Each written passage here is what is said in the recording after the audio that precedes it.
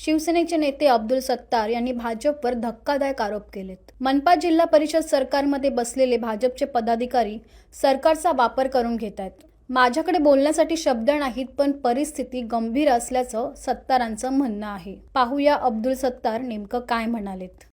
नेमकं तुम्हाला म्हणायचं काय आहे? हा मोठा आरोप आहे। नाही, आरोप नाही, ही सत्य परिस्थिती जी निर्माण झाली। आपण आज महापालिका बघतोय, आम्ही जिल्हा परिषद बघतोय, खालच्या लेवलवर ज्या छोट्या छोट्या संस्था आहे, सरकार लेवलवर सरकारमध्ये बसलेले काही जे त्यांचे भारतीय जनता पार्टीचे पदाधिकारी ज्या पद्धतीने सरकारचा उपयोग करून घेऊ लागले, त्याचे परिणाम आम्हाला जे दिसू लागले, म्हणून मी बोलू लागलो। ते सन्माननीय मुख्यमंत्री जे आहे देवेंद्रजी हे चांगला निर्णय घेतात, चांगल्या पद्धतीने देतात। काही मंत्रीही आम्हाला न्याय देतात, परंतु काही लोक फक्त इथून शिवसेना हद्दपार कशी होईल, शिवसेना कशी संपल याच्याबद्दल नियोजन करू लागले। जे सन्माननीय एकनाथ शिंदे साहेबांनी त्या काळामध्ये ज्या पद्धतीने सरकारला जो सरकार होता तो सरकार बदलून नवीन सरकार आणला, स्वतः मुख्यमंत्री असताना त्यांनी जे रात्रंदिवस प्रयत्न केले, हे सर्व लोक विसरले आता। आणि हे विसरले म्हणून भारतीय जनता पार्टीला A to Z Bharatiya Janata party अशी सत्ता पाहिजे। आज अशी सत्ता पाहिजे असेल तर आपोआप शिवसेना संपल्याशिवाय त्यांची सत्ता A to Z येणार नाही। गल्ली ते दिल्ली काय आहे त्यांचं राजकारण मला समजत नाही, परंतु आम्ही त्यांचे मित्र पक्ष आहे, छोटे भाऊ आहे, ते आमचे मोठे भाऊ आहे। त्यांनी न्याय देताना कुठेही भाजपकडून शिवसेनेवर अन्याय होणार नाही याची दक्षता स्थानिक पातळीवर जे राजकारण चालू आहे याला आळा बसवण्यासाठी विशेष प्रयत्न जोपर्यंत एकनाथ शिंदे साहेब आणि देवेंद्रजी करणार नाही तोपर्यंत याचे परिणाम खाली जी खतखत आहे ती परत अजून त्याला एक आगळा वेगळा रूप येऊ शकतो असं मला तरी वाटतं। हे पारंपरिक मतदान जो गड होता त्याच्यावर तर आमचं ही खंत आहे का पहिले आमचा जिल्हा परिषद घेतली, महापालिका घेतली, आता विधान परिषद घेतली, नंतर पंचायत समित्या घेणार, नगरपालिका घेणार, ग्रामपंचायता बी घेऊन टाकणार। तर सर्व आम्हाला सत्तेमधूनच तळीपार करायचा किंवा हद्दपार करायचा किंवा अजून काय त्याला शब्द लावणार, माझ्याकडे बोलायला शब्द नाहीये। परंतु ही परिस्थिती गंभीर आहे। या गंभीर परिस्थितीवर वेळेवर आमच्या नेत्याला याची सविस्तर माहिती मिळाली नाही तर पुढचे परिणाम जसं पश्चिम बंगालमध्ये जे घडलं ते कदाचित भविष्यामध्ये महाराष्ट्रामध्ये घडू नये याची भीती माझ्यासारख्या कार्यकर्त्याला आहे। पहिले ममता बॅनर्जी आणि भाजप यांची युती होती, पण युतीच्या नंतर काय परिणाम झाले आज आपण पाहू लागलो। ज्या परिस्थितीमध्ये जे पश्चिम बंगालमध्ये ते महाराष्ट्रामध्ये येऊ नये यासाठी आम्ही आमच्या नेत्याला ही सर्व तंतोतंत माहिती देऊ।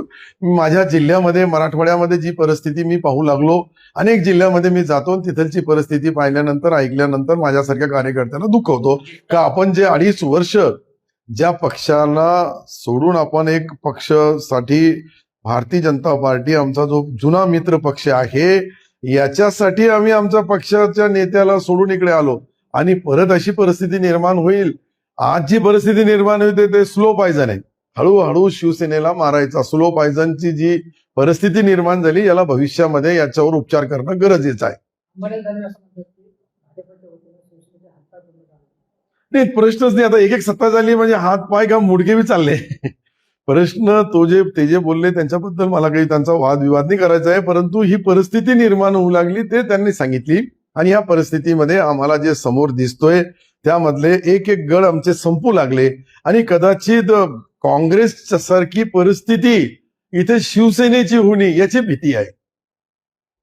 म्हणजे एकनाथ शिंदेना ममता बॅनर्जी बनवण्याचा कट सुरू आहे असं वाटतं? खालचे कार्यकर्ते, मी देवेंद्रजीवर आरोप करणार नाही कारण की ते न्याय देताना कुठेही अशा पद्धतीचा राजकारण करत नाही, परंतु त्यांच्या नावावर खाली जे चाललंय, खालच्या कलेक्टर ऑफिसला असेल किंवा जॉईंट रजिस्ट्रार ऑफिसला असेल, DDR ऑफिसला असेल, तहसीलदार ऑफिसमध्ये असेल, पोलिसांमध्ये असेल, अशा पद्धतीने ते वागत असेल तर मग आम्ही सत्तेमध्ये राहून सत्तेच्या बाहेर जाण्याचा मार्गच दाखवू लागले आम्हाला। आमच्यावर अन्याय कसा होईल याची दक्षता ते बरोबर घेतात भारतीय जनता पार्टीचे लोकल नेते।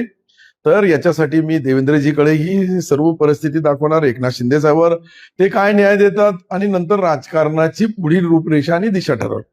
तुमच्यामध्ये गटबाजी निर्माण भाजपने केली आहे, इथं गटबाजी पाहायला मिळते। 100% तुमच्यावर अन्याय होतो, एक वर्ग असा मोठा मानतोय, तुमच्यासोबत दुजाभाव होतोय, काय नेमकी परिस्थिती? हीच तर परिस्थिती मी सांगू लागलो। रेतीमध्ये खसखस फेकून द्यायची, तुम्ही वेचत बसा, ते काही खसखस वेचणं इतकं सोपं आहे का रेतीमधून? अशा पद्धतीने ते संभ्रम निर्माण करून शिवसेनेचे 6 आमदार, 1 खासदार, इतकी मोठी ताकद, इतकी मोठी शक्ती कोणत्याही जिल्ह्यामध्ये नाहीये. आणि त्याच जिल्ह्यामध्ये शिवसेना संपू लागली. पालकमंत्री आमचा आहे, सर्व आमचा आहे, तरी संपू लागली. याचा अर्थ काय? तुम्ही कधी 13 सदस्य जे निवडून आले महापालिकेत, ही परिस्थिती कधी अपेक्षित होती का शिवसेनेला? काही नव्हतं त्यावेळेस, अशी परिस्थिती नव्हती. जिल्हा परिषदमध्ये जे शहराच्या आजूबाजूचे मतदारसंघ पहा तुम्ही, पैठण आणि सिल्लोड, वैजापूर हे सोडलं तर शहराच्या आजूबाजूचे मतदारसंघ सर्व संपू लागले. मग आमचे इतके मोठ्या प्रमाणावर 6 आमदार, 1 खासदार, इतकी मोठी शक्ती असून संपत असेल तर मग याचा अर्थ काय लावला पाहिजे आम्ही? याचा अर्थ हेच आहे की शिवसेना संपवण्याचा कट कुठेतरी रचू लागले आणि त्याचे बली आमचे लोक पडू लागले. त्याचे परिणाम शिवसेनेवर निश्चित होणार. हेच मी काँग्रेसमध्ये असतानाही बोललो होतो का एक परिस्थिती अशी नाही यायला पाहिजे. एखाद्या वेळेस काय सोन्याच्या थालीमध्ये काँग्रेस तिकीट घेऊन फिरेल तो कोणी घेणारा राहील, अशी परिस्थिती आमच्या पुढच्या भविष्यामध्ये निर्माण होणार नाही. याची दक्षता वेळेवर घेणं जरुरी आहे आमच्या पक्षासाठी.